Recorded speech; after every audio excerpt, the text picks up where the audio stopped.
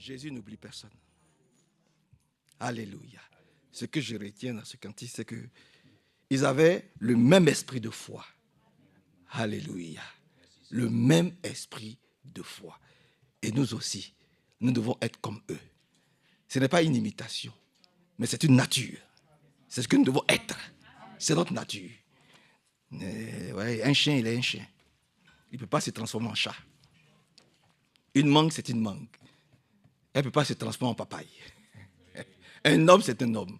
S'il se transforme en femme, il y a un problème. Et devient un homosexuel.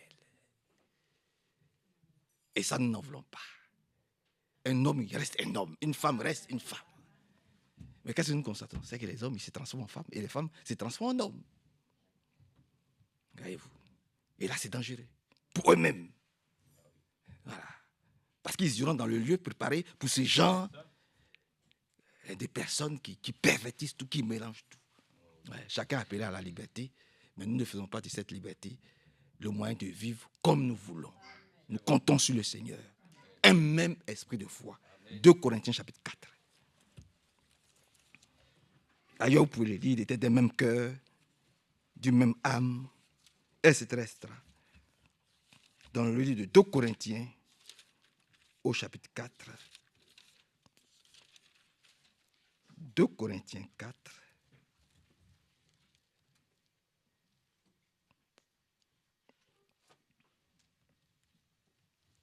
Il est dit ici, dans 2 Corinthiens chapitre 4, à partir du verset, on peut lire à partir du verset 13. L'Écriture déclare, j'ai cru, c'est pourquoi j'ai parlé. Nous aussi, dans le même esprit de foi, nous croyons et c'est pourquoi nous parlons. Amen. Voyez, nous croyons, c'est pour cela que nous parlons, nous pouvons parler. On dit ce qu'on sait. On n'invente rien, on n'imite rien. C'est ce qu'on est. Comme vous voyez, vous savez que Frère Marcy, c'est un homme. Alléluia. Quand je vois ce caméra, je sais que c'est une femme. Donc quand je dis elle, mais c'est elle. Que Dieu soit loué, exalté. L'Écriture déclare, j'ai cru en qui? En Jésus-Christ de Nazareth. C'est pourquoi j'ai parlé. Nous aussi, dans le même esprit de foi, nous croyons, c'est pourquoi nous parlons. Nous savons en effet que Dieu, qui a ramené le Seigneur Jésus-Christ de la mort à la vie, nous ramènera aussi à la vie avec Jésus et nous fera paraître avec vous en sa présence. Ça, nous le savons. C'est pour ça que nous le disons. Il a dit qu'il allait ressusciter, il est ressuscité. Voilà. Il a dit, mais je vais ressusciter. Il est ressuscité. Il a dit qu'il est parti. Il est parti. Et puis, c'est le mec qui a dit, je vais revenir. Et puis, il va revenir. L'ange a dit, ce Jésus-là, que vous voyez partir là, c'est comme ça qu'il reviendra aussi. C'est comme ça que c'est écrit. Et puis, lui-même, il a dit. Donc, Dieu ne peut pas dire et puis il ne fait pas. Amen. Il ne peut pas dire quelque chose et puis il ne fait pas. Il dit, que votre cœur ne se trouve pas. Ne se trouve pas. Croyez en Dieu, croyez en moi. Amen. Quand je vais finir de préparer votre... je reviendrai pour vous chercher. Pour que là où moi je suis, vous y soyez aussi avec moi. Que son beau nom soit loué, exalté, célébré et glorifié. Dans 1 Jean chapitre 1. Dans 1 Jean chapitre 1. 1 Jean au chapitre 1. Vous allez voir. 1 Jean 1. 1 Jean 1. À partir du verset 1. 1 Jean 1. 1. Il dit, ce qui existait dès le commencement, nous l'avons entendu. Ah, ouvrons encore nos oreilles aujourd'hui. Le temps est contre nous. Ce qui existait dès le commencement, nous l'avons entendu. Nous l'avons vu de nos propres yeux. Nous l'avons regardé nous l'avons regardé et nos mains l'ont touché. Il s'agissait de la parole qui donne la vie éternelle. Alléluia. Cette vie s'est manifestée et nous l'avons vue.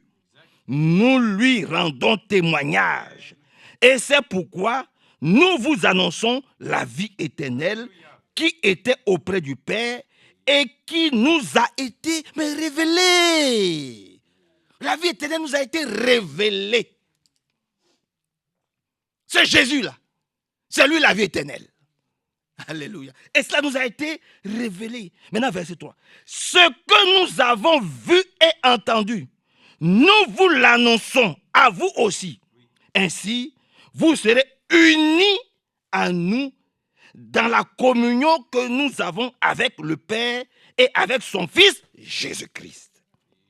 Et nous écrivons ceci nous-mêmes afin que notre joie soit complète. Union. Ils étaient 120 fidèles. Ils étaient 120 fidèles. Et leur joie était complète. Amen. Voilà. Leur joie était complète. Ce qu'ils ont entendu, ce que leurs yeux ont vu, ce qu'ils ont touché là, c'est ce qu'ils ont dit. Seigneur, sois avec nous. Contrôle-nous. Dirige-nous. Soutiens-nous. Fortifie-nous. Oh Seigneur, garde-nous dans la foi. Ce que nos yeux ont vu, ce que nos oreilles ont entendu. Oui Seigneur, permets-nous de le dire, comme nous venons de le dire. Bénis-nous encore aujourd'hui, bénis ton serviteur, bénis l'assemblée, bénis tout. Au nom du Seigneur Jésus-Christ. Amen.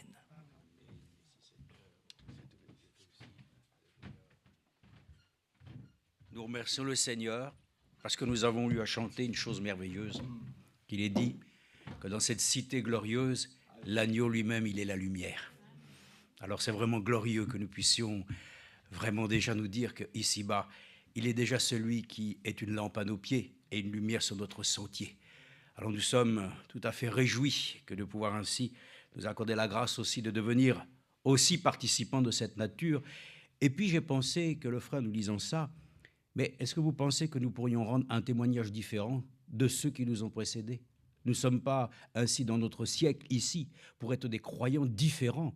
Au contraire, nous voulons être des croyants comparables à ceux qui étaient au début, ayant une foi commune, ayant un amour et une communion fraternelle sincère. Nous, on ne veut pas être autre chose. Peut-être qu'il y en a d'autres qui voudraient être différents. Ils voudraient d'ailleurs, comme le frère l'a dit, ils veulent changer de sexe. Il y en a d'autres qui veulent changer de pays. Il y en a même qui, quand ça ne va pas, ils disent « je vais changer de Bible ». Ils achètent une nouvelle Bible. Ah, ça va mieux. Non, ça ne change rien, c'est toujours la même parole. Il y en a qui veulent changer de pays, qui veulent changer de maison, qui veulent changer. Frères et sœurs, ce qu'il faut changer, c'est notre cœur. Tu dois naître de nouveau. Ce qui doit changer en nous, c'est notre manière de voir. Nous captons les choses selon nos sens naturels. Mais nous avons besoin d'avoir un sixième sens pour que nous puissions capter les choses d'en haut, afin qu'elles puissent venir réellement dans notre cœur, y habiter profondément. Je veux faire de toi, ô mon Dieu, l'Éternel, mes délices, afin que ces paroles deviennent en moi une habitation et que nous puissions alors nous réjouir que la lumière brille encore aujourd'hui. Et nous le savons que dans les temps du soir, la lumière apparut, Zacharie 14, 7. Alors nous sommes très heureux parce que nous le savons que cette lumière ainsi ne peut pas nous conduire dans l'aveuglement. Vous savez que les adorateurs du soleil pouvaient vénérer ainsi cet astre qui est indispensable pour l'humanité. Puisque nous le savons, le soleil nous éclaire et nous réchauffe. Mais nous ne voulons pas adorer la création, nous voulons adorer le Créateur.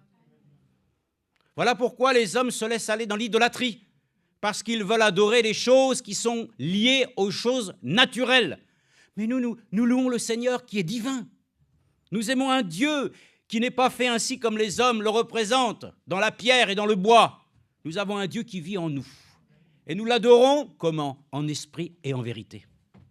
Voilà pourquoi le frère l'a dit, sa parole qui est la vérité, cette parole nous sanctifie. Et nous croyons que lorsque Pierre a pu dire, alors que le Seigneur lui-même l'invitait à se laisser laver les pieds et qu'il a commencé à pouvoir mettre l'objection tout à fait naturelle, que normalement, bien sûr, que cela devrait être différent. Mais déjà Jean-Baptiste, nous l'avons vu, avait la pensée aussi de dire que si je dois d'abord baptiser quelque chose, c'est d'abord moi qui dois être baptisé. Et toutes ces pensées reviennent souvent dans nos vies. Le frère l'a dit, c'est encore des choses qui sont liées à la bassesse de notre existence. Mais ça, ce sont les choses qui sont liées à la chair. Les choses de l'esprit sont toujours glorieuses. Et nous allons le voir cet après-midi. Nous ne sommes pas là pour nous affaiblir. Nous ne sommes pas là ainsi pour venir dans sa maison, pour ainsi, en quelque sorte, décrier toutes nos erreurs. Non, nous sommes là simplement pour les laisser être corrigées. Nous sommes dans la maison du Seigneur pour trouver une nouvelle ressource. Nous sommes ici pour nous revitaliser.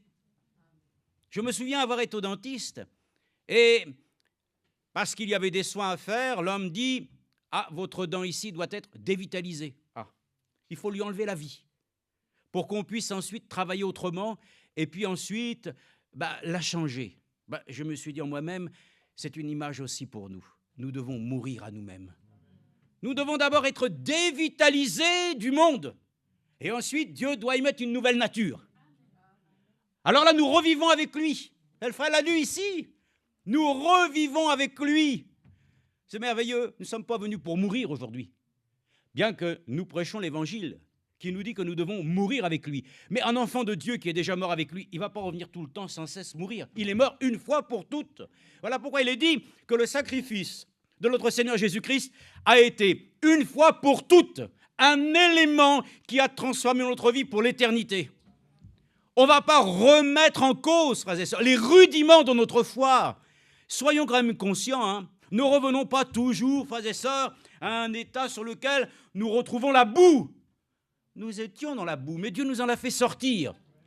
Voilà, la différence, c'est que maintenant, notre regard voit les choses célestes. Mais il semble encore que nos pieds sont encore un peu embourbés. Mais vous allez voir qu'un jour, nos pieds vont sortir aussi de la boue. Parce que quand nous allons être enlevés, alors toutes les choses qui sont liées au passé disparaîtront. Nous aurons revêtu l'incorruptibilité. Aujourd'hui, c'est corruptible. Écoutez, si vous avez un doute, prenez un marteau, tapez sur votre doigt, vous allez voir ce que ça fait. Ça fait mal. C'est normal. Mais là haut, il n'y aura même pas la pensée d'ailleurs de frapper quoi que ce soit. Mais il n'y aura rien, frères et sœurs, qui nous reliera aux choses que nous avons connues ici-bas. Il n'y aura plus ni homme ni femme. Il n'y aura plus là-haut la pensée de vouloir posséder. Nous aurons tout avec lui. Nous aurons tout en tout. Et déjà, lui nous a donné tout. C'est merveilleux, non? Donc nous voyons bien que déjà la lecture de la parole de Dieu est précieuse. Elle suscite en nous une foi qui détermine notre manière de marcher. Comment est-ce que nous marchons? J'espère que le Seigneur aussi nous a rencontrés un jour que nous avons combattu avec lui, de telle manière que nous aussi, il nous a touchés quelque part, pour que nous ne marchions plus de la même manière. En tout cas, je crois que le Seigneur nous a montré que notre manière de vivre, notre manière de marcher, est une manière tout à fait différente de ce qu'aujourd'hui nous pouvons voir dans les rues. Mais pourtant, nous semble que nous soyons comme les autres. Mais la nature que nous avons est la même que les autres. Mais ce qui est en nous nous a changés, nous a transformés. Et nous pouvons le dire, nous ne sommes plus ce que nous étions. L'ennemi dira toujours, regarde, il y a une bonne photo que je voudrais te montrer. Ah, c'est quoi? Regarde comment tu étais. En fin de compte, tu n'as pas bien changé. C'est faux. Nous nous regardons ainsi en nouvelle création. Et nous nous regardons tel que le Seigneur l'a dit, tel que je suis, tel vous serez. S'il vous plaît, regardons cet après-midi aux choses qui nous élèvent dans la foi. Si nous voulons ainsi nous affaiblir, il y a tous les moyens de le faire. Nous pourrions ainsi sortir tous les faits d'actualité et nous pourrions alors énumérer vraiment tout ce qui pourrait nous anéantir. Mais lorsque nous venons dans sa présence, Dieu relève. Dieu nous accorde la grâce de prendre du galon. Et ce n'est pas prétentieux de dire ça. Parce que nous sommes ainsi liés à être comme des soldats vaillants qui tous les jours s'affermissent dans ces voies. Alors, c'est quoi nos galons? Ce sont des expériences que nous remportons dans une victoire authentique que le Seigneur lui-même a prouvée, parce que c'est lui-même qui en a pris le contrôle. Et notre victoire repose dans une foi qui est notre victoire. Alors, cet après-midi, nous pouvons nous réjouir de lire encore quelques Écritures, parce que nous avons encore à apprendre de lui. Nous avons ainsi la pensée que nul ne peut dire à notre jeune frère, d'ailleurs, je n'ai pas entendu ton prénom. Frère Marc. Nous ne sommes pas là pour lui dire, frère Marc, tu es venu avec nous, maintenant, apprends du Seigneur. Nous ne sommes pas là pour dire ça, mais lui-même se laissera éduquer par celui qui va lui parler comme à nous tous. Nous ne sommes pas là pour nous imposer aucun verset de l'Écriture. Mais l'Esprit de Dieu, comme nous l'avons dit mercredi, c'est lui-même qui va nous contraindre à pouvoir nous laisser ainsi, comme ainsi des enfants de Dieu dociles, amenés tranquillement plus près de lui, jusqu'au point, nous ne pourrons plus dire simplement « ainsi nous l'avons vu », mais nous pourrons aussi le toucher. C'est ainsi qu'alors nous avons besoin de toucher le Seigneur cet après-midi et de nous accorder ainsi la grâce de pouvoir encore nous réjouir dans sa présence. J'avais marqué ici que la sœur Kabibi a appelé, elle a demandé de saluer l'Assemblée. Bien, que Dieu la bénisse. Amen. Il y avait aussi notre frère Jean-Michel de Marseille qui avait eu l'occasion de pouvoir converser avec moi, mais il m'a dit, bon, salut l'Assemblée. Amen. Donc, que Dieu bénisse ainsi notre frère. Bon, pour nous, nous allons commencer à prendre un texte de l'Écriture dans la Genèse, au chapitre 24, verset 67. Oui, ceux qui s'approchent du Seigneur ne peuvent pas trouver ainsi une raison de pouvoir ainsi s'attrister. Venir dans sa présence, c'est un bonheur inestimable. C'est tout, c'est comme ça.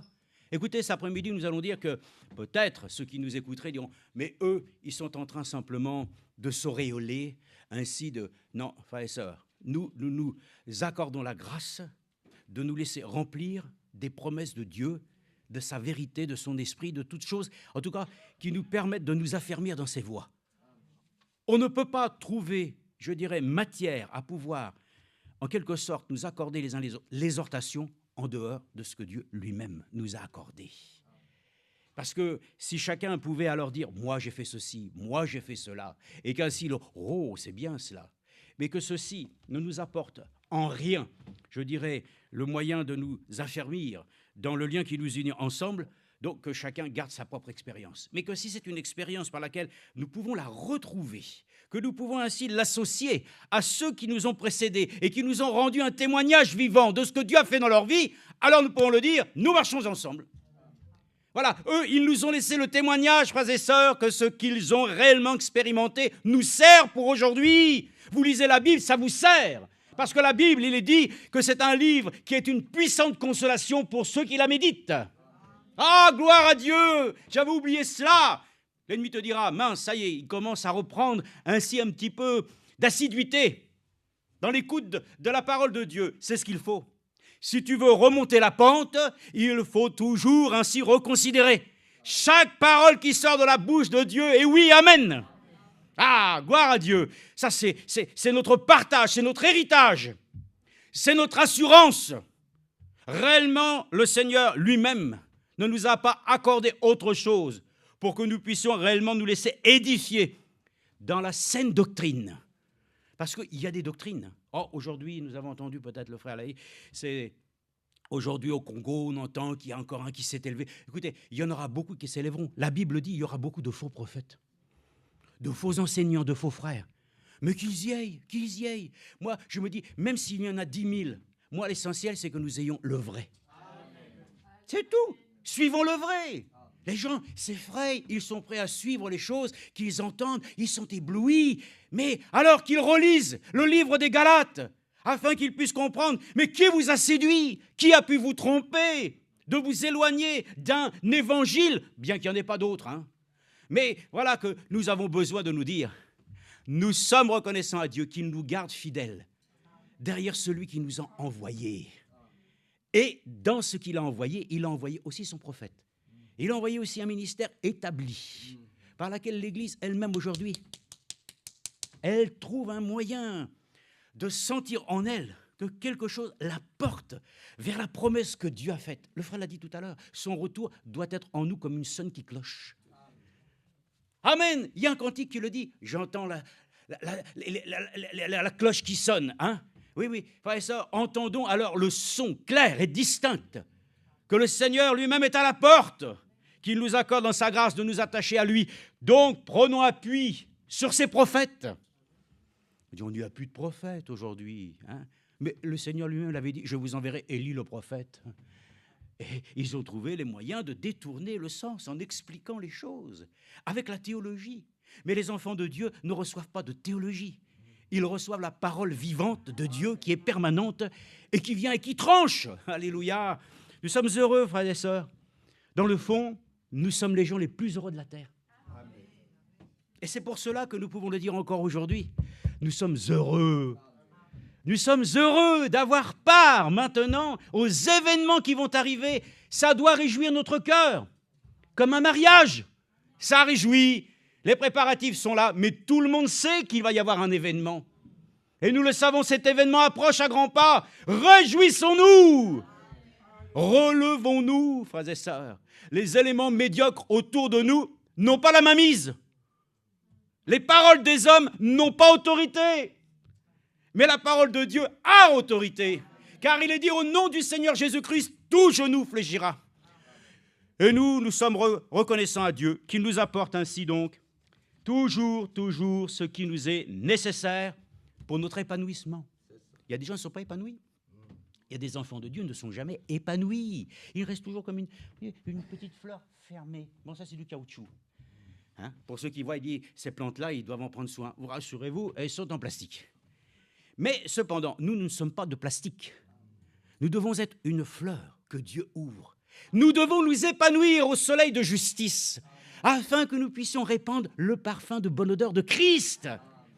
Donc, nous sommes heureux, vous allez le voir, que cet après-midi, dans toutes les détresses, le Seigneur se montre le grand consolateur. Jamais, frères et sœurs, jamais une expérience de notre vie n'est suivie ainsi de bénédiction.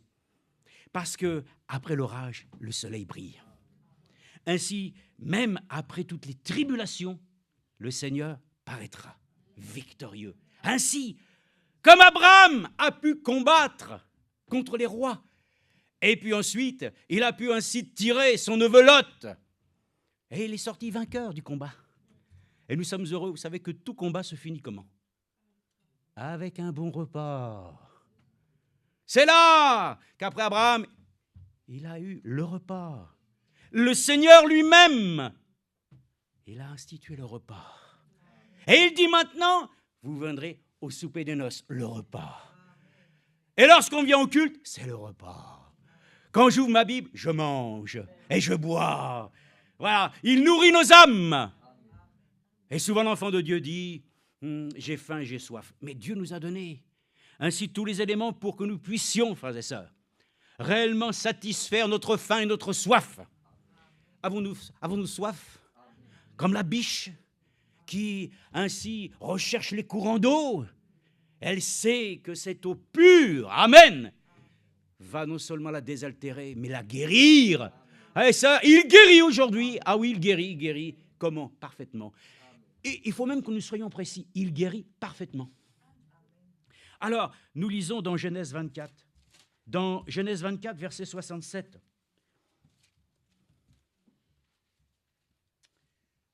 Regardez, nous avons besoin cet après-midi d'être consolés de Dieu. D'ailleurs, le Seigneur lui-même l'avait dit. Moi-même, en tant que fils de l'homme, fils de Dieu venu parmi les hommes, et les disciples, petit nombre, 12 qui étaient principalement autour de lui, étaient tellement heureux dans sa présence. Et quand il est parti, lui-même l'a dit, il est avantageux que je m'en aille. Oh, ben non alors. Tu vas t'en aller si tu t'en vas. Mais qu'est-ce que nous allons devenir? Non, il est avantageux que je m'en aille. Parce que vous recevrez la promesse du Père. Amen. Le Consolateur. Cet après-midi, nous venons recevoir le Consolateur. Il nous console de quoi? De nos afflictions. Il peut nous consoler de toutes les tristesses.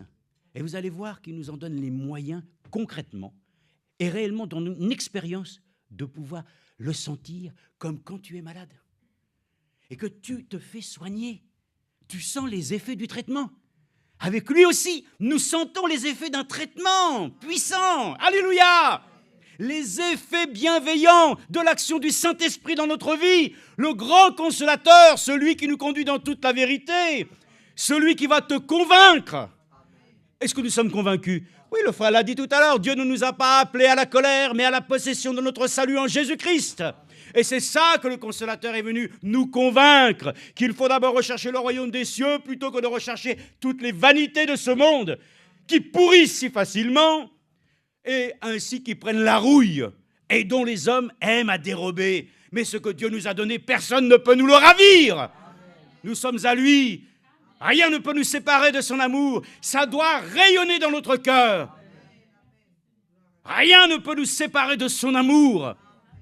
Ni les tribulations, ni la politique, ni les événements que nous voyons ainsi, à travers la violence, à travers ainsi les guerres. Mais il dit lui-même, rien ne peut nous éloigner de lui.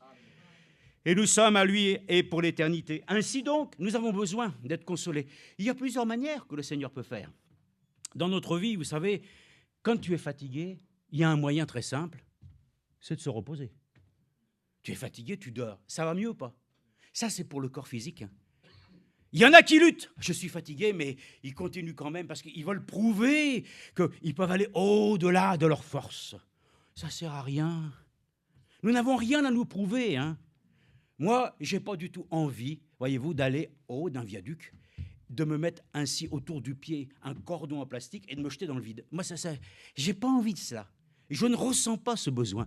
Je n'ai pas envie de me jeter dans le vide, j'ai envie de monter vers le ciel. Je ne sais pas, il doit y avoir un problème. Les hommes veulent se jeter en bas et nous voulons aller en haut.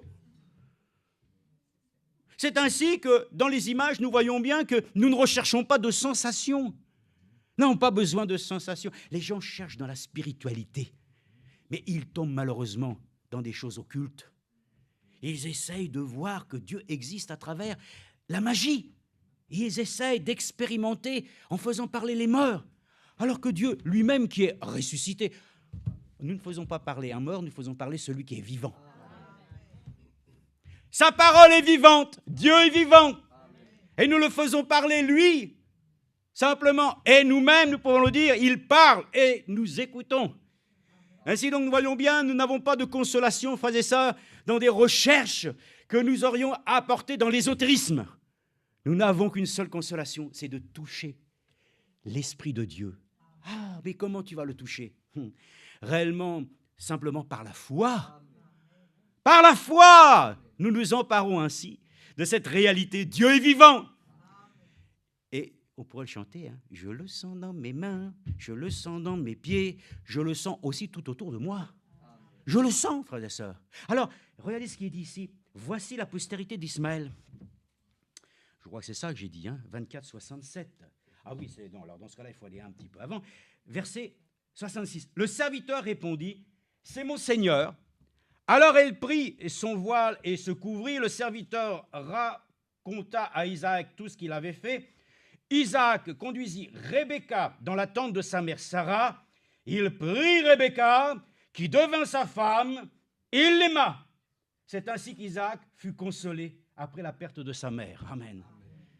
Nous avons un grand consolateur. Quand nous avons des personnes chères que nous perdons, Dieu est à nos côtés. Vous avez vu comment il prend soin?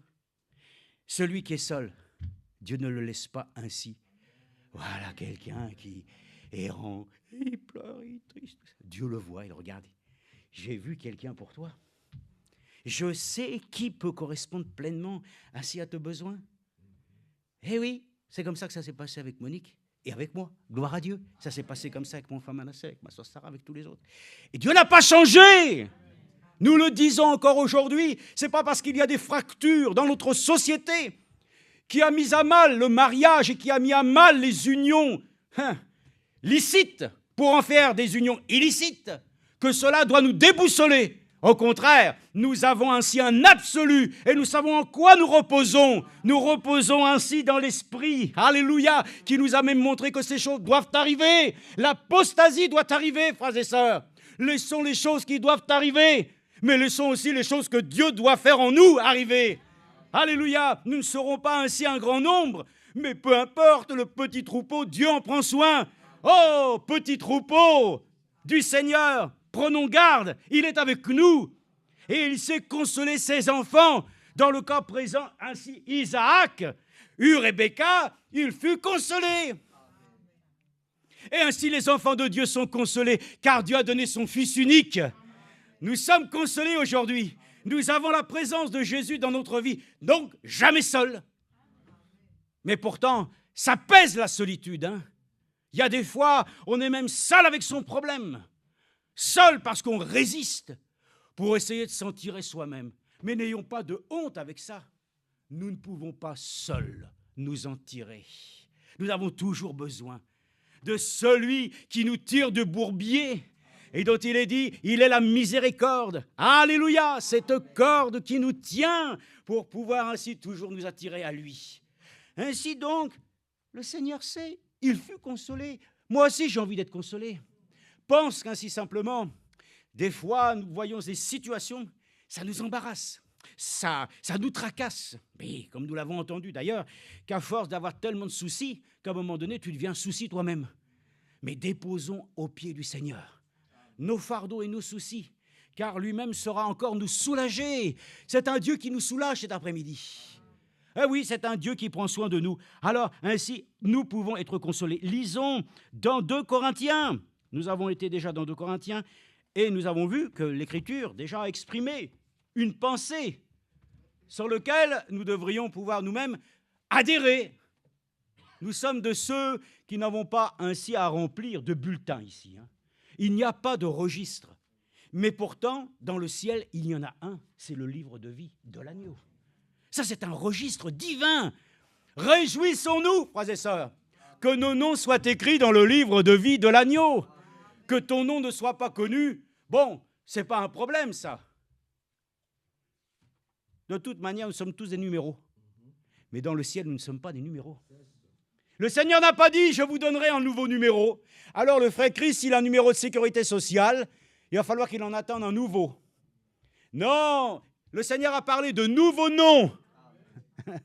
Nous attendons ainsi que le Seigneur lui-même nous accorde la grâce de recevoir. La chose que même ceux qui nous ont précédés ont eu cette expérience. Abraham, parce qu'il a cru, son nom fut changé en Abraham. Il faut qu'aussi nous comprenions, même Branham, ce nom n'était pas comme ça. C'est une erreur à l'état civil. Son nom fut changé aussi. Chose curieuse, n'est-ce pas? Lui-même l'avait mentionné. Il a dit avec l'origine, ce n'était pas comme cela. Bon, frères et sœurs, ce sont des images. Il y en a peut-être qui voudraient dire, bon, alors, qu'est-ce que sera mon nouveau nom? Moi, je vais vous dire déjà, le nouveau nom, c'est Jésus. Parce que nous portons le nom de celui qui nous a sauvés, qui nous a aimés. Pour la terre, ce nom-là me suffit. Il est tout suffisant. Je repensais à ce cantique merveilleux que j'aimerais. J'ai essayé sur Internet. J'ai essayé d'aller voir comment je pouvais trouver non seulement les paroles et la musique. C'est dans le film Cœur rebelle de la mission Billy Graham. Et ce frère qui chante, et il dit ces choses, c'est traduit juste là, et c'est marqué que même toutes les choses de la terre et tout cela. Et il dit à la fin, pour ce cantique merveilleux, et ce cantique que j'aime écouter, il dit, mais seule ta grâce me suffit. Ouais, dire, voilà, de toute manière, quoi qu'il en advienne, Jésus est tout suffisant. Alléluia, j'aime cela. Alors, nous sommes reconnaissants que nous puissions voir aussi dans 2 Corinthiens une écriture. Vraiment, frères et sœurs, cet après-midi, il n'a pas dit que tu dois couler. Laisse les sous-marins faire ce travail. Oui, on a été à Saint-Nazaire, je vous ai dit, c'est le seul sous-marin français qui est resté en état et qui est visitable. C'est le seul. Vous ne pouvez pas visiter, ce sont des bâtiments militaires. Enfin, celui-ci, donc, est là, dans un endroit sur lequel on peut visiter. Bon. Nous avons vu comment c'est à l'intérieur. C'est compliqué. C'est compliqué. Des tuyaux de partout. C'est petit, c'est étroit. Ils mangeaient, ils étaient là, plus de 64 personnes dans un bâtiment comme celui-ci. Comment ils pouvaient faire? Je ne sais pas. Mais le Seigneur, lui, n'a pas dit d'aller sous l'eau. Il nous a dit qu'il faut que nous voguions. Nous puissions, frères et sœurs, nous réjouir. Et nous allons le voir, qu'à travers le passage, même dans Luc, si la mer est démontée, même si les vagues semblent être là, Jésus est toujours présent. Qu'il soit dans la barque ou à l'extérieur, de toute façon, il rassure. Et il peut calmer les tempêtes cet après-midi. Je vous l'avais dit, ils avaient annoncé une grande tempête. Ah, il dit, celui-là, qu'est-ce qu'il est prétentieux? Frère et sœurs, un enfant de Dieu, il peut expérimenter des choses extraordinaires. Que ce soit le frère Bernard, que ce soit le frère, ici, n'importe qui peut expérimenter des choses puissantes. Est-ce que c'est simplement le droit que peut posséder ou que possédait notre frère Franck? Mais pas du tout. Tous les enfants de Dieu ont accès, frères et sœurs, aux choses les plus extraordinaires. Donc nous sommes heureux qu'aujourd'hui, nous pouvons encore le dire, les miracles et les prodiges accompagnent le croyant. La situation, de toute manière, ne me permet plus d'espérer. Oui, tant mieux. Mais ça, c'est ton langage. Mais le langage du Seigneur le dit encore aujourd'hui. Nous avons la capacité de croire dans le Dieu qui est capable même, encore une fois, de produire des choses même que nous ne voyons pas avec nos yeux. Alors, remercions-le. Lui qui a eu ainsi, dans le passé avec le ministère de Fabanam, de voir des yeux créés d'une petite fille qui n'en avait pas, d'un bras qui a repoussé. Ces choses sont encore pour nous aujourd'hui possibles. Amen.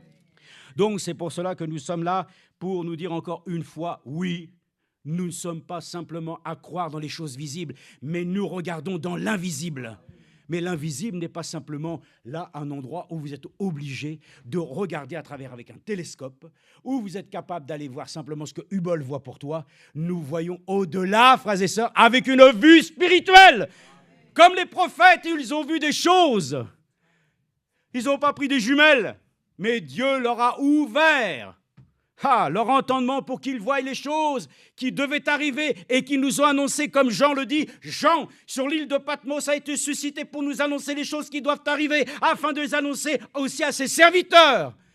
Et nous-mêmes, nous sommes là à cause du témoignage de Jésus, pour que nous puissions ainsi réellement nous enrichir aussi de ce que Dieu nous a montré, afin que nous soyons, comme il est écrit, réellement, nous faisons bien de porter attention à la parole prophétique. Je vous le dis qu'aujourd'hui, le ministère de frère Franck était double. Lui-même l'a dit, c'est pas moi, c'est lui. Mais il a dit, un ministère, oui, de docteur, d'enseignant, mais un ministère prophétique. Non, vous n'êtes pas d'accord. Bon, vous n'êtes pas d'accord, tant pis, moi. Mais quand vous l'entendrez, peut-être que vous direz Amen. Mais je peux vous le dire, il l'a dit. Parce que l'Écriture le dit avant. Vous faites bien de porter attention à la parole prophétique, parce qu'elle s'accomplit devant nous. Et les gens disent, moi j'attends le tremblement de terre de la côte ouest des États-Unis. Mais tu n'as pas besoin d'attendre ça. Attends-toi plutôt aujourd'hui à ce que Dieu vienne dans ta vie. Te bousculer toi-même. Qui commence déjà à faire trembler un peu tes manières d'avoir cette assurance pour conduire ta vie. Que Dieu nous secoue. Mais moi, je n'attends pas ainsi de voir les jugements de Dieu, mais je m'attends d'abord à voir la promesse s'accomplir. Qu'avant que ne vienne la grande tribulation, l'Église ne passera pas par les grandes tribulations. L'Église épouse. Parce qu'il y a une partie de l'Église qui passera. L'Église épouse. Elle va réellement partir vers la sortie d'honneur. Ça, c'est merveilleux que nous puissions le croire de tout notre cœur. 2 Corinthiens 1, chapitre 1, 2 Corinthiens 1, du verset 4 à 6. Alors, oui, écoutez bien. Verset 3, 2 Corinthiens 1, verset 3. « Loué soit le Dieu et Père de notre Seigneur Jésus-Christ, le Père. » Amen, le Père. Il est où Zacharie, là? Papa, papa. Un enfant qui commence à prononcer le nom papa. Ça veut dire père en langage enfantin. C'est comme ça. Les enfants disent papa. Après, ils diront père. Mais papa. Et puis, Séphora me dit toujours papa. C'est comme ça. Nous aussi, mais nous avons un Père dans le ciel. Nous aussi, nous l'honorons. Nous venons. Et nous n'avons pas ainsi de honte. Au contraire, c'est notre privilège. Notre Père qui est aux cieux. C'est merveilleux, non? Gloire à Dieu. C'est ça que nous avons besoin. Nous avons besoin d'un évangile qui nous amène au respect. Un évangile qui nous ramène ainsi aux fondamentaux. Dieu ne nous a pas appelés à être orgueilleux. Il nous a appelés de nous humilier sous sa main. Pour marcher, pour devenir ainsi des enfants d'obéissance. Que nous puissions apprendre encore, frères et sœurs, de ne pas ainsi vouloir de nous-mêmes réagir à toute action qui viendrait ainsi sur nous pour essayer de nuire à notre honneur. Moi, je n'ai pas d'honneur. Personnel, j'en ai pas. Mais nous avons un honneur à défendre. Le nom de Jésus. Le nom de Jésus. C'est pour ça qu'un jour, vous m'avez posé la question, hein, pour les Juifs et tout ça. Non, on peut pas. Il y a un honneur que nous portons sur les choses que Dieu a établies comme honneur. Mais ce qui est un déshonneur, nous ne pourrons pas l'élever. Le frère l'a dit. Ce qui s'oppose à la volonté de Dieu et que les hommes sont en train de faire comme du temps de Sodome, de Gomorrhe et de Noé, ça, nous ne pouvons pas ainsi non seulement y adhérer, mais nous devons même le combattre. Comment ? Oh, c'est pas, frères et sœurs, comme il est dit, par la chair et le sang, hein. Mais nous devons combattre en proclamant la vérité. Prêche la vérité, dis la vérité aux hommes. Et on dit clairement devant nous, si ça ne te plaît pas, laisse, mais entends ce que Dieu a à dire. Et puis voilà, mais soyons en paix. Mais nous devons dire les choses.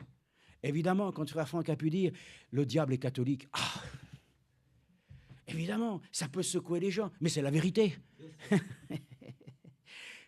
Mais nous pouvons le dire que parfois, nous ne sommes pas dans ce que le frère a dit, que nous prêchons nous-mêmes ces choses-là de notre propre manière, mais c'est Dieu lui-même qui a pu le dire à travers le Seigneur Jésus. Sépulcre blanchi, race de vipères. Oh, ces langages-là ne plaisent pas. Hein. Mais frères et sœurs, nous aimons le langage de Dieu qui est approprié au temps convenable. Parce qu'on ne peut pas dire ça tous les jours. Non, non, frères et sœurs, mais des fois, ça se dit. Mais l'ensemble des choses, c'est que Dieu ensuite passe, après avoir décrié, comme il est écrit dans les lettres, toujours le reproche, ce que j'ai contre toi, ce que j'ai contre... Dieu amène toujours la consolation. Dieu amène toujours une parole de construction. Il fait un constat, et toi tu fais le constat. Oui, dans notre âge, l'Église se dit riche, elle est pauvre. Elle est malheureuse, mais elle peut parfaitement se procurer du collier. C'est merveilleux. Le collier, c'est la parole de Dieu. Elle est là, elle nous est accordée gratuitement. Pourtant, il est dit d'acheter. Mais nous achetons sans argent ni sans prix. Vous comprenez ? C'est une démarche, nous l'avons dit mercredi, nous sommes volontaires pour venir à Dieu, pour nous procurer ce que Dieu nous offre dans sa grâce. Et dans 2 Corinthiens, écoutez, on le lit, c'est sûr, tel qu'il est écrit. Loué soit le Dieu et Père de notre Seigneur Jésus-Christ, le Père compatissant et le Dieu de toute consolation. Lui qui nous console dans toutes nos afflictions. Est-ce que vous pouvez le dire? Mais que vous dites Amen, d'accord, gloire à Dieu. Mais est-ce que nous pouvons le dire avec assurance?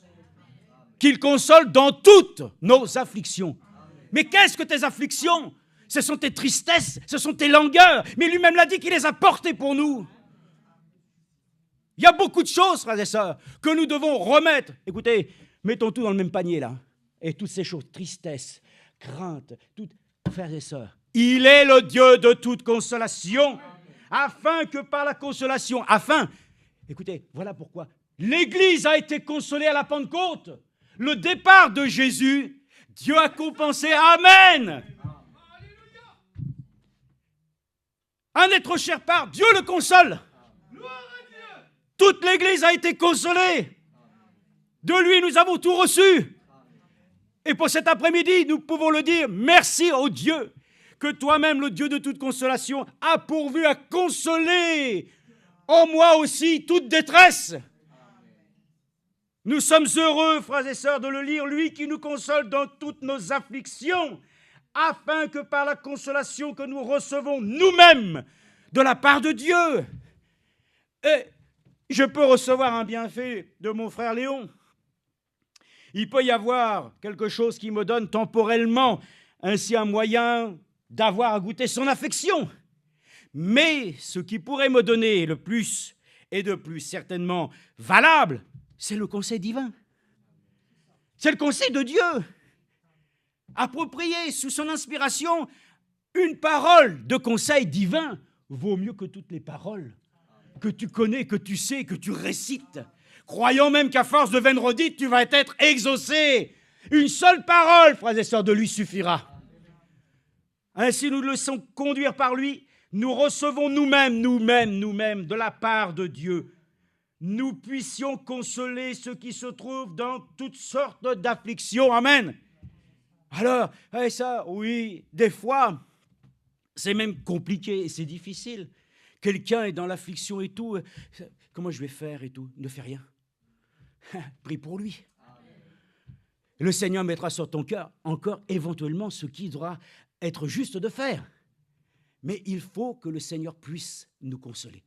Ça, c'est une obligation. Et dans le mot consolation, vous avez justement ce qui est la consolation. Je vous enverrai le consolateur. Amen. L'esprit de vérité. Oh, réjouissons-nous cet après-midi, car notre consolation, c'est la vérité qui est présente en nous et qui nous affranchit de tous les doutes. Dieu nous accorde la grâce d'entendre puissamment la parole qui sort du trône de la grâce. Elle vient, elle console. Et quand nous écoutons mercredi, samedi et dimanche, bon, que ce soit en heure décalée, on ne va pas revenir sur ce sujet. Nous écoutons le message. Nous écoutons l'enseignement et nous sommes heureux avec ça. Moi, c'est souvent dans la voiture, c'est comme ça. Mais alors, quelle joie de rouler. Et là, vous pouvez le dire, vraiment, Jésus, mon auto, la guide. Parce que vous êtes heureux de pouvoir ainsi entendre ces choses. Mes frères et sœurs, pourquoi? Parce que ça vous console. Les gens veulent être consolés, ils veulent être cajolés. Ne croyez pas qu'en venant dans une assemblée, en tout cas votre assemblée locale, que vous puissiez trouver de la consolation en étant cajolé. Ça, il faut le laisser faire à maman quand elle a bébé. Mais nous ne sommes plus des bébés. C'est ainsi que les enfants de Dieu doivent pouvoir recevoir la nourriture solide. Nous ne sommes plus au lait. Mais celui qui vient, alors nous saurons encore lui donner le biberon. Mais pour nous, frères et sœurs, nous sommes heureux. Que nous puissions le dire, nous ne pouvons pas vous affermir et nous affermir nous-mêmes avec des paroles flatteuses. Des paroles sur lesquelles ainsi on va laisser tranquillement les choses bien s'arranger, comme cela, dans la douceur. Frères et sœurs, Dieu qui console, c'est dans la vérité. Dieu console les cœurs des hommes en leur disant textuellement les choses qui les concernent. C'est ainsi qu'alors nous sommes heureux parce que nous avons vu comment le ministère de notre Seigneur Jésus-Christ, qui a été rapporté dans le ministère de Frère Branham, a été de pouvoir révéler les secrets des cœurs. Oh, consolons-nous! Oh Dieu, révèle en moi mon péché! C'est ce que David a exprimé. Mais pourquoi? Parce que quand Dieu révèle la chose, vous êtes soulagés. Amen. Oh, quand vous avez des choses, excusez-moi de prendre des choses très naturelles, mais enfin, vous êtes embarrassés. Vous savez ce que ça veut dire. Mais quand vous pouvez vous dégager, ça va mieux, non?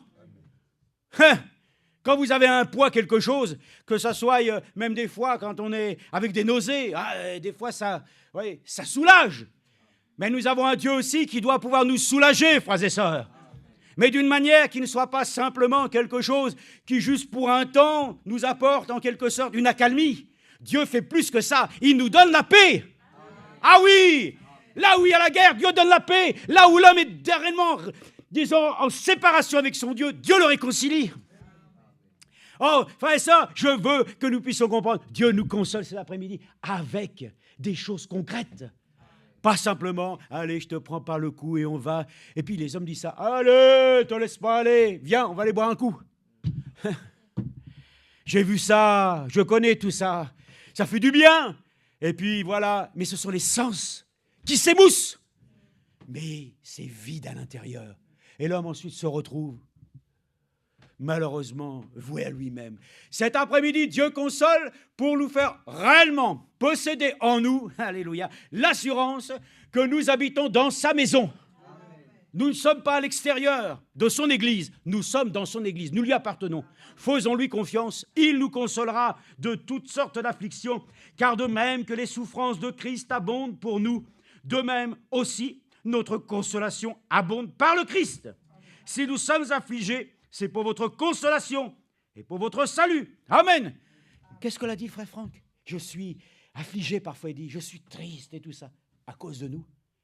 Vous direz, mais ça c'est... Non, Paul a dit pareil, je suis jaloux, d'une jalousie de Dieu à votre égard. Ah bon? Oui. Parce qu'il voyait qu'il y avait des loups ravisseurs qui voulaient ainsi ravir les âmes précieuses pour pouvoir ainsi se détourner des voies de l'Évangile. Il en souffrait. Frère Franck souffrait de cela aussi. Et vous voyez, les doctrines, les choses comme ça, nous aussi on en souffre aujourd'hui. Mais nous pouvons souffrir de bien des choses que d'ailleurs nous ne pouvons pas voir de manière visuelle. Mais quoi qu'il advienne, nous souffrons à cause de lui. Nous l'avons dit mercredi, tout ce que nous devons faire à cause de Jésus. Pour lui. Et nous voulons le faire de tout cœur, de bon cœur. Nous voulons volontairement, lorsqu'il nous appelle, dire « Oui, moi je veux ». Il y a toujours des gens que quand on propose quelque chose, on disait, je ne sais pas s'il faut le dire, mais enfin, c'est à Krefeld, il y avait à l'époque peut-être 800 000 personnes. Mais que Frère Franck a demandé simplement si, au fait, il n'y a plus de place dans les dortoirs, les hôtels sont pleins. Est-ce que quelqu'un pourrait prendre un frère pour une nuit chez lui? Il n'y a pas eu une main qui s'est levée. On s'en souvient. Il n'y a pas eu, voyez-vous, toutes les mains auraient dû se lever. Presque. Parce qu'il y a des gens qui ne pouvaient peut-être pas. Mais enfin, une grande partie, frère et sœurs. Quand Dieu nous propose de faire 1000 avec lui, proposons-nous de vouloir même lui dire, j'en ferai peut-être 2000, si tu me donnes l'occasion. Je veux aller plus loin avec toi.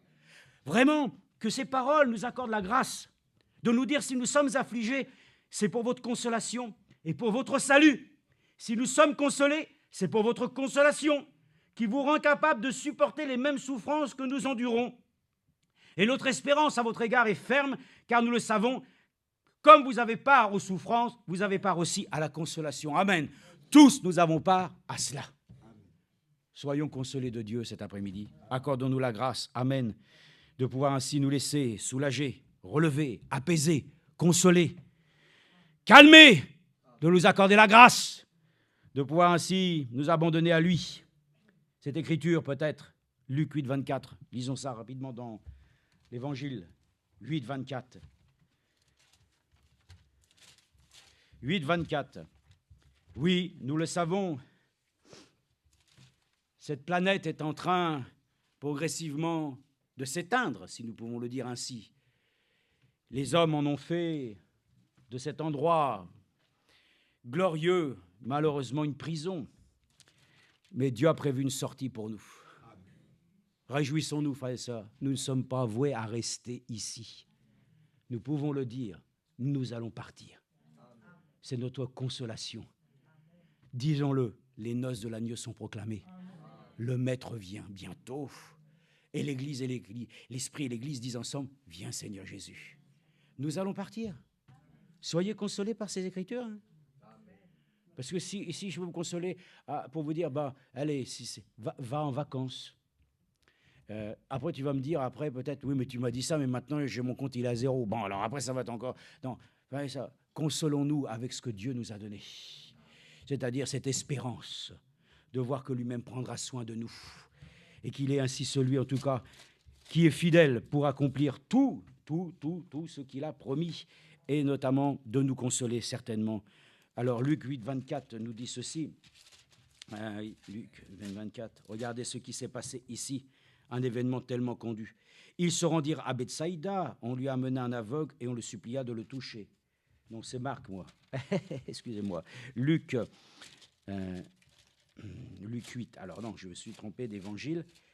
Mais j'ai aimé ça aussi quand frère Franck, quand le frère Rousse le laisse venir, et frère Franck dit comme ça, chaque verset, chaque partie de la parole de Dieu que nous lisons est bon pour nous. Amen. Tout de suite, moi, ça me met dans l'ambiance, moi. J'entends ça, tout de suite, l'atmosphère est là. C'est pas ça. Dieu va nous consoler par cette atmosphère. Ici, attendons-nous à ce qu'il puisse aussi nous visiter ce soir.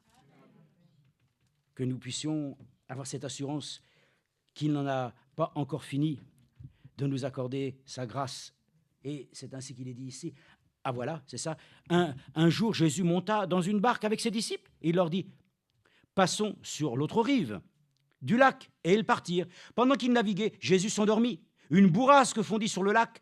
La barque se remplissait d'eau et ils étaient en danger. Ils s'approchèrent et le réveillèrent en disant, Maître, nous périssons. Il se réveilla, menaça le vent et les flots qui s'apaisèrent et le calme se fit. Amen. Puis il leur dit, où est votre foi? Saisis de crainte et d'admiration, ils se dirent les uns aux autres, quoi? Quel est donc celui-ci? Car il commande même au vent et à l'eau et ils lui obéissent. Amen. Frères et sœurs, soyons apaisés cet après-midi. Dieu peut calmer, frères et sœurs. C'est ainsi que lorsque nous voyons encore les textes dans le livre des Actes, où alors, vous savez, Paul a été à Éphèse, il a prêché là, et qu'à un moment donné, tout le monde s'est mis contre lui, et il y avait un homme, un juif qui a été vraiment, disons, très modéré, il a dit, écoutez, ce que nous avons besoin, au regard de tout ce qui se passe. Si on est en train de faire des émeutes et tout ça, les Romains vont nous dire qu'on est en train de faire ainsi une rébellion. Alors, ce qu'il faut faire, mes frères, calmez-vous et ne vous précipitez pas. Amen. J'ai aimé ça. Et ça aussi, laissons le Seigneur nous calmer. Je suis calme, je suis calme, je suis calme. Non, non, non, non, c'est pas ça. Plus tu t'efforces de le dire, plus tu es nerveux. Mais laissons-nous calmer par lui. Laissons-nous nous rendre sereins. Abaissons la pression en nous. Et c'est pour ça que Frère Branham a prêché. Laissez sortir la pression. Que le Seigneur nous accorde la grâce, frères et sœurs, même votre travail et toutes ces choses, la pression qui s'exerce sur vous. Ce n'est pas la pression qui a autorité sur toi. Mais Dieu lui-même a une autorité en y apposant son calme. Pas de précipitation, pas d'énervement, frères et sœurs. Demandons à Dieu que le caractère du Seigneur soit en nous posé et que nous puissions le dire. Oui, la tempête est là, mais je suis heureux. Jésus, tu nous as montré qu'ainsi, par notre foi, nous pouvons aussi calmer les tempêtes. Et que les vagues qui font 3 mètres, 4 ou 5 mètres, rappelez-vous comment on a pu voir les tsunamis, comment les choses ont recouvert les gens.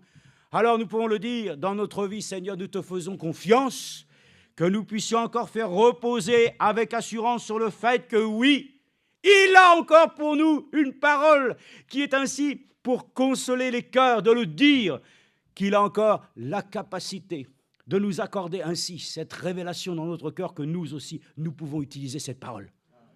Si tu dis dans ton cœur, réellement, que cette montagne bouge, elle va bouger.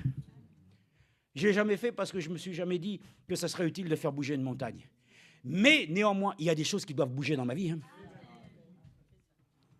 Et c'est peut-être plus que des montagnes, je ne sais pas, mais il faut que les choses bougent. Bon, nous sommes arrivés à la fin. Alors je vais terminer, il y a vraiment beaucoup de choses, mais on peut le faire plus tard, ce n'est pas un problème. Mais le frère a dit une parole tout à l'heure, et c'était la dernière que je souhaitais lire. Elle était tout à fait en concordance avec ce qu'il a lu lui-même, puisqu'il nous a lu dans 2 Corinthiens 4, 13. Alors, relisons 2 Corinthiens 4, 13, et nous allons faire le lien avec aussi cette écriture. 2 Corinthiens. Ah, ça fait du bien quand même, Dans la présence du Seigneur, nous ne sommes pas là des gens illusoires, qui nous créons notre propre atmosphère. Nous savons que le Seigneur lui-même impose sa présence, parce qu'il rencontre sa parole, comme ils avaient bâti le temple. Il dit, je viendrai, je me rencontrerai avec moi-même. Que le Seigneur puisse se rencontrer avec lui-même, avec sa parole, qui dans ton cœur dit oui et amen. Si tu fais comme ça, le Seigneur va te visiter. Il va se rencontrer lui-même dans ton cœur. L'essuie donc la possibilité de venir. Ouvre la porte. Open the door. Alors, il est écrit ici, dans 2 Corinthiens, le frère nous a dit, chapitre 4, verset 13, ainsi cette écriture, « Et comme nous avons le même esprit de foi, » ah, t'as vu ce que ça fait, le même esprit de foi, et ça calme les tempêtes, Et quand tu vois que ça commence à chauffer, Seigneur, je m'en remets à toi, toi le grand consolateur, qui a fait cette promesse de calmer les tempêtes. Calme mon cœur de toute précipitation de paroles qui sortiraient plus vite que ton ombre. Soyons consciencieux. Et selon ce qui est écrit, j'ai cru, c'est pourquoi j'ai parlé. Nous aussi, nous croyons, et c'est aussi pourquoi nous parlons, sachant que celui qui a ressuscité le Seigneur Jésus nous ressuscitera aussi avec Jésus et nous fera paraître avec vous en sa présence. Car tout cela arrive à cause de vous, afin que la grâce, en se multipliant, fasse abonder à la gloire de Dieu les actions de grâce d'un plus grand nombre. C'est pourquoi ne perdons pas courage. Et même lorsque notre homme extérieur se détruit, tes rides, les genoux qui commencent à devenir un peu crochus, les doigts de pied qui commencent à se déformer, toutes ces choses-là, oh là là, les dents, il faut changer, il faut tout ça. Frère, ça, il n'y a pas d'espérance dans ce corps de chair. Il est voué à la destruction. Mais nous avons la promesse d'un printemps. Nous avons la promesse du Seigneur, de nouveaux corps. Il faut vivre. Ta consolation, c'est de t'approprier chaque promesse de Dieu comme étant pour toi un remède. Et y a-t-il encore du baume en Galaad? Oui, mon frère. C'est ce qu'ainsi la parole de Jérémie, c'est cité 4 fois dans la Bible. 4 fois simplement. Mais il est dit que c'est une référence, qu'à chaque fois que Israël s'est laissé consoler par Dieu, alors il a été un baume de Galaad pour eux. Ainsi, appliquons, frères et sœurs, le baume, alléluia. Les rougeurs disparaissent, les plaies sont cicatrisées, les douleurs disparaissent. Il y a encore du baume en Galaad cet après-midi. Alléluia. Vous ne pouvez pas l'avoir au pharmacien. Ils vont vous proposer un autre baume. Ah oui, mais je ne comprends pas. Ce baume de Galate, nous ne l'avons pas. Par contre, j'ai un autre produit à vous proposer. Et avec eux, je leur dis généralement, proposez-moi toujours le produit générique. Parce qu'ils vous proposent toujours le plus cher.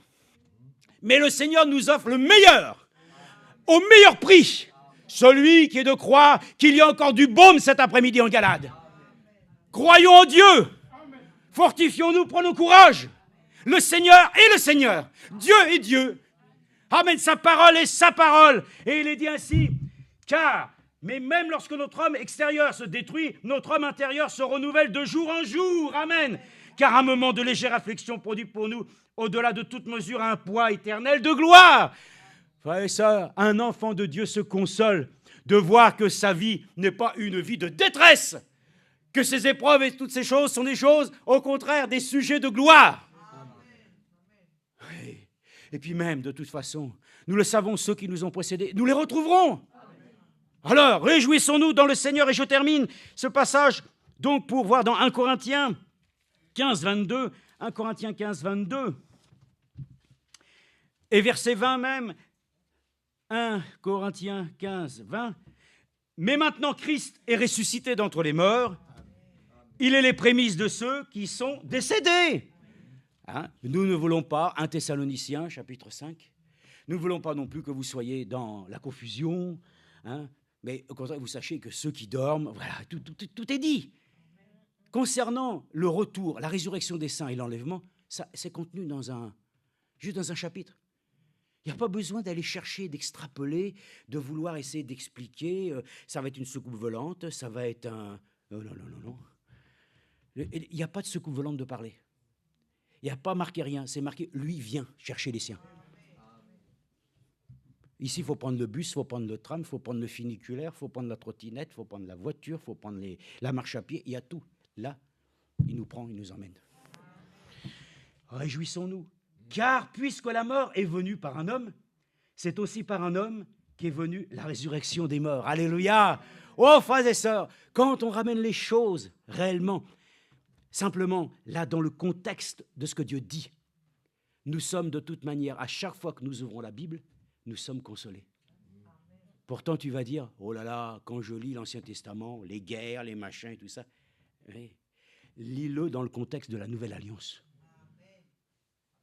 Prends-le avec le contexte de cette Nouvelle Alliance qui est supérieure, qui était simplement précurseur. C'était une ombre des choses à venir. Ne lis pas ainsi les choses de l'Ancien Testament avec un cœur attristé. Réjouis-toi, c'était une ombre des choses à venir. Réjouis-toi pour Israël, qu'ils sont encore dans l'incrédulité, qu'un voile est devant eux. Oui, mais pourquoi? À cause de toi. Dieu a permis cette chose pour que nous soyons là et nous tenir là et de dire, oh Dieu, bénis ton peuple aussi d'Israël, qui bientôt te connaîtra. Mais nous, nous serons partis. Et ça, c'est merveilleux. Et comme tous meurent en Adam, de même aussi, tous revivront en Christ. Amen. Vous l'avez entendu tout à l'heure. Nous revivrons. Nous sommes ainsi, avec cette assurance, nous vivons et nous revivrons pour ceux en tout cas qui sont déjà ainsi dans le repos. Amen. Frères et sœurs, nous sommes heureux de lui appartenir. D'autres textes pouvaient être lus, mais c'est très bien, c'est suffisant. Remercions le Seigneur. Nous avons lu, simplement montrer encore une fois, les épreuves laisseront place toujours à la consolation.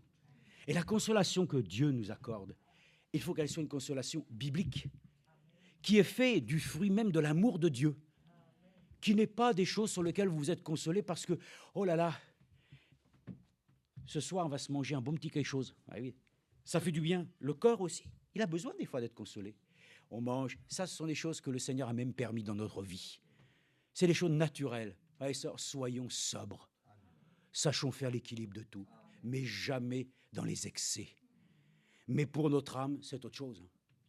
Le Seigneur a pourvu du grand consolateur, le Saint-Esprit.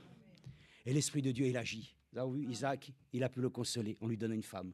Il a pu consoler. Écoutez, on pourrait citer d'autres choses. Que chacun soit consolé de ce que Dieu lui-même lui accordera, qui viendra conformément à sa parole, de la manière dont lui, il a toujours fait avec ses enfants, avant nous.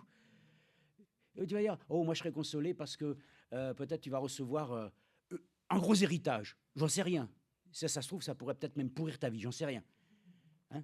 Mais ce que je cherche cet après-midi à vous dire, soyons consolés de Dieu, qui lui-même, lorsqu'il nous donne ceci, nous accorde la grâce de nous relever, de nous apporter ainsi la possibilité, à tous en tout cas, de reprendre ainsi le cours des choses à cause de son nom.